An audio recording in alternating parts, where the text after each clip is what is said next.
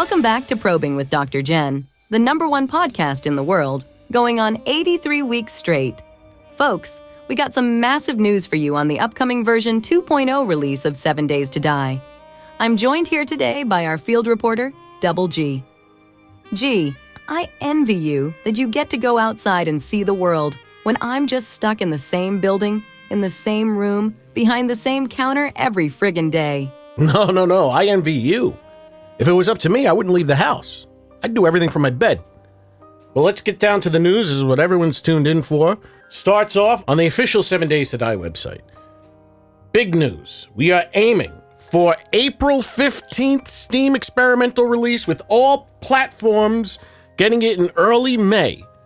That's what they're aiming for. Again, everything's subject to change. But it is a good tactic by Fatal to say that it would be several months out or a few months out.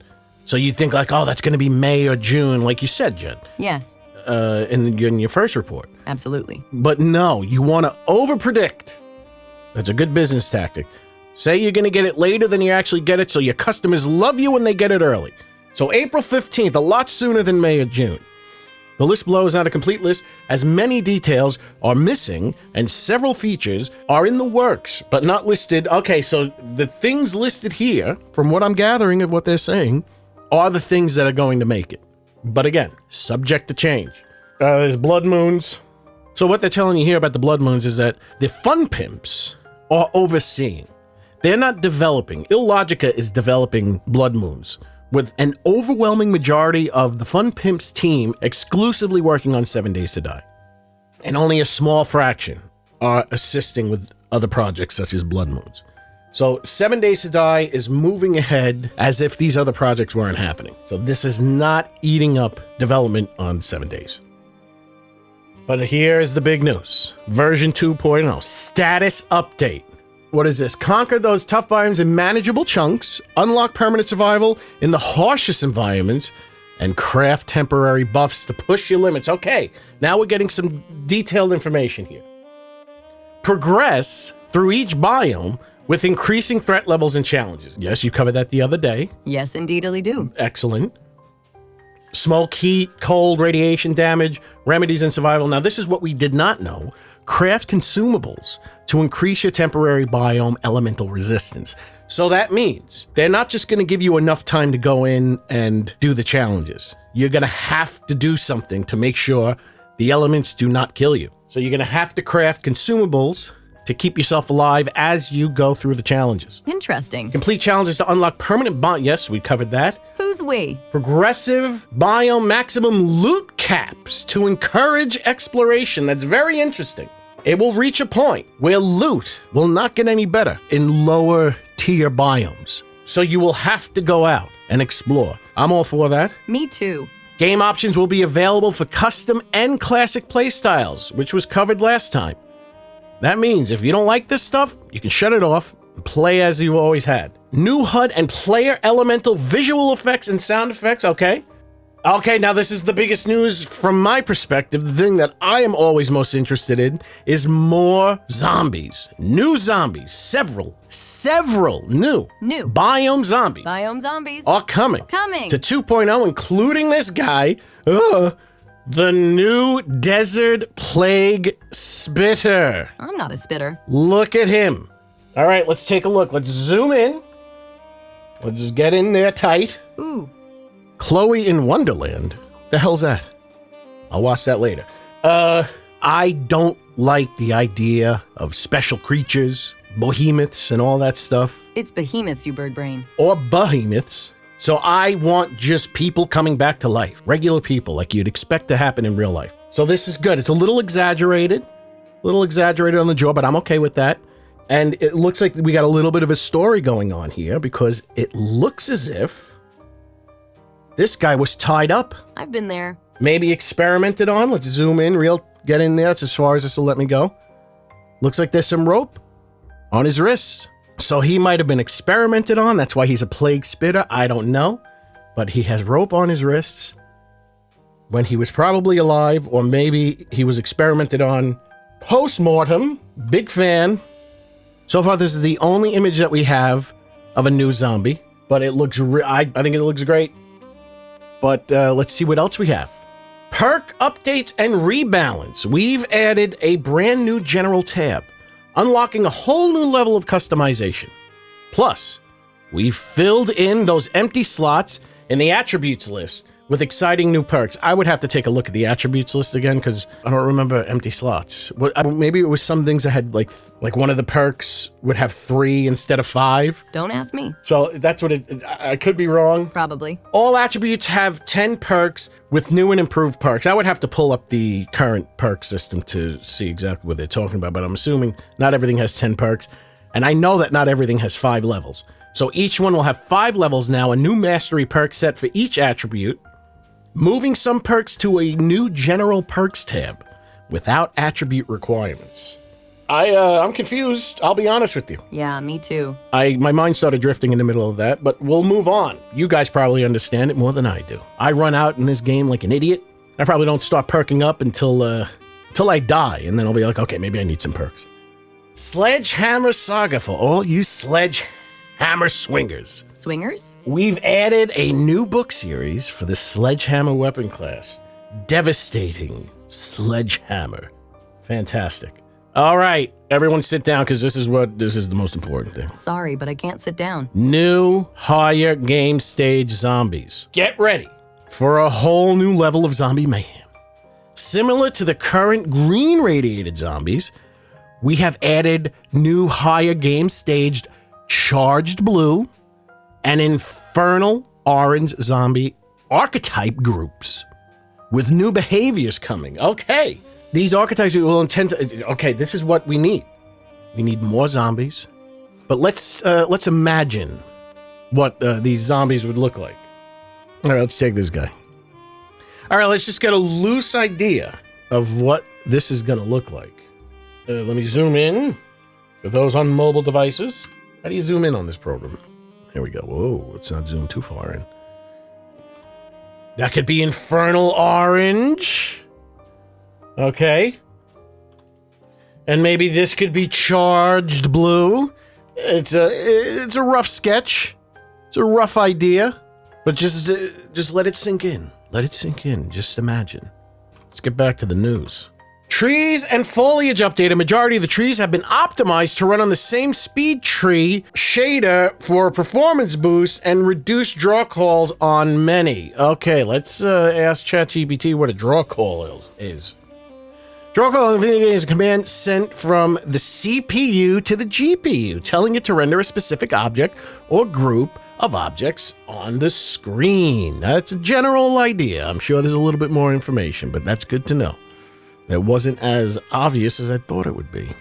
The burnt forest and the wasteland trees have been redone with a greatly improved look. I can't wait to see it.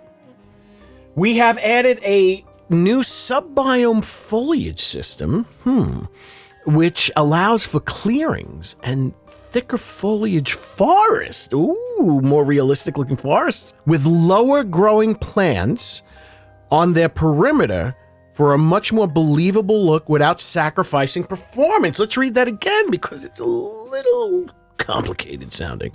We have added a new sub-biome foliage system. Why sub-biome? To me, that sounds like a lower level of a biome, which allows for clearings and thicker foliage. That's all I need to hear. From what I'm gathering from that, we're going to have much more realistic looking forests. Crawl out zombies. Now, for those that don't know, I don't know what they're talking about here. Well, he did say, Fatal said, hole in the wall, now picture a zombie. So it looks like they're crawling out of, oh, I see, okay. So right now, zombies can fall out of a 2-block high thing in the wall, or they'll be in one of those cabinets that they're 2 or 3 blocks high. Now it sounds like they can crawl out of one, because a 1 meter in the game is the size of a block. And now it looks as if they will be able to crawl out. They're going to be crawling out of smaller spaces. When I read crawl out zombies, I was thinking I was going to see this.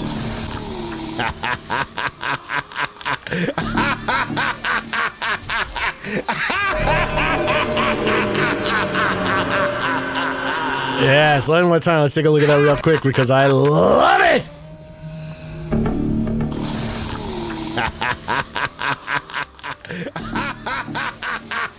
That's what I was expecting they were going to have when they said crawl out zombies.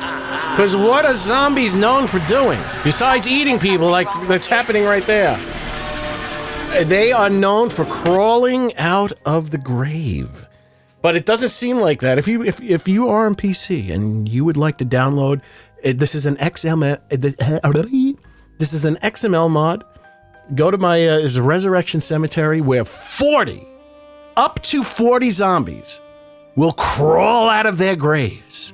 It's a remnant POI, meaning that you can't do quests in it. It'll spawn, throughout all the biomes with biome-specific foliage, so everything matches. So feel free to download that. I'm a big fan of it. I know I made it, so it's a little arrogant to say that, but I made it because I wanted it. So why wouldn't I be a big fan? Crawl out zombies. We've improved the tools for spawning and respawning enemies and reworked many of the larger POIs to take full advantage, maintaining the challenge while improving the performance. Okay. So those big POIs that tank your frames won't tank them so much. Navigain update. Navigain has gotten a makeover to work seamlessly with the new biome progression elemental system. Can't they just call it the biome hazard system? Biome progression hazard system. It's a lot of syllables, man. People don't like speaking. Biome boundaries and trader POI positions updated to improve travel time flow to and from large POI townships. Interesting. So, Trader Rec, Trader Jen, Trader Joel. Trader Jen, you didn't tell me you were moving. Huh? Are you moving? I'm not at liberty to discuss that at this moment. Oh, okay. I understand. So, but it looks like the traders, at least some of them, if not all of them, will be in different positions on Navigain. I like different positions.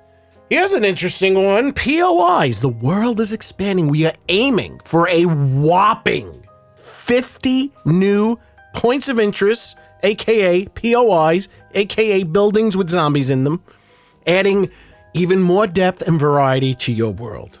Love it. Maybe we'll get the Michael Myers house. Okay?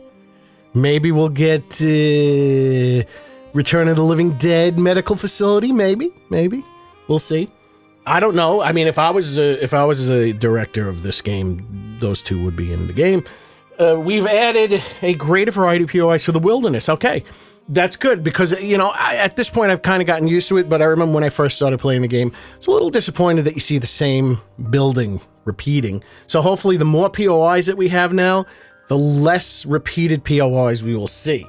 We've added more remnants for performance. Okay, so a remnant is like my Resurrection Cemetery POI. It's not something that you can quest. It's like you see them, around. They don't have a skull on them when you walk into the area. They're just there. So more of those for performance. We've also updated some of our more demanding POIs to perform better. Those sneaky zombies are now using crawlouts to surprise you.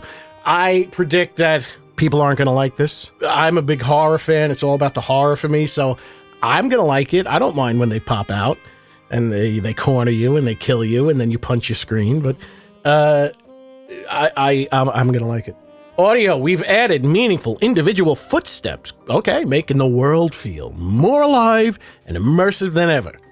Zombie audio for new biome zombies, as expected. That's good. Actually, that is good to know because most of the zombies share the same audio. Clothing and cosmetic options, Twitch drops, and DLC. Wear what you want for protection, but choose how you cosmetically look with new outfits. So you can modify your armor.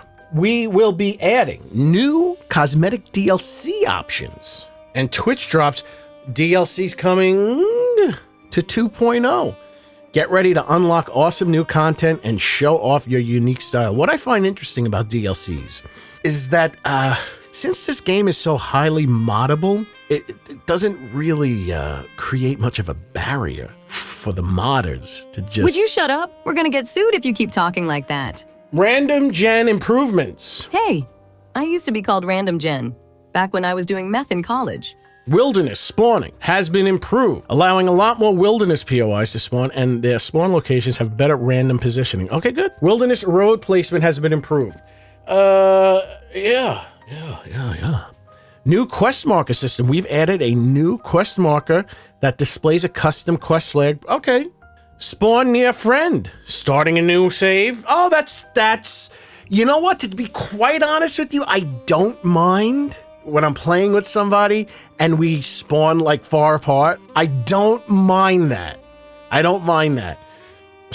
Choose a friend to spawn near for ultimate teamwork.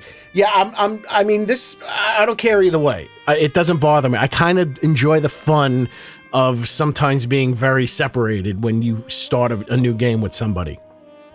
We've added a handy button to go back to the main menu before joining a game. No more getting stuck. Okay, I have not had that problem, though I have seen others have that problem. Crossplay on dedicated server. We will not know officially if consoles can play on dedicated servers until passing certification, which is what CERT is short for. On each platform, fingers crossed, but no punctuation. What does that mean? They did not punctuate fingers crossed. It's open-ended is what that means. That's the depth that the Fun Pimps go to even write news such as this. Deep. This is brought to you by Rick of the Fun Pimps. R. Hunick. Let's just make sure I'm pronouncing that right, because don't want to be insulting. Hunink. So that's how you pronounce the founders of the Fun Pimps' last name, Rick and Joel Hunink. Rick and Joel Hunink. I was calling them Unique, which is something that I don't think people would be too happy being called. If you don't know what it is, you can look it up, but make sure you don't look at pictures. Well, one more time, because I already forgot. Hunink. There you go, Jen. You've been saying his name wrong for the last 10, 15 years, however long you've been in this game. But you're the one that told me it was eunuch. Hunink. And that's the news, Jen. I heard Trader Rick wants to come on the show and have some choice words with you. Yeah. He wasn't too happy that I said he provides certain favors for the Duke. Oh, really? Well, I'll be in the other room just in case things pop off and he needed some assistance. Don't worry. I'm pretty sure I can beat up Rect. Good night, everybody. Live from the high desert, this has been another spectacular episode of Probing with Dr. Jen. And remember, don't believe the hype. Good night.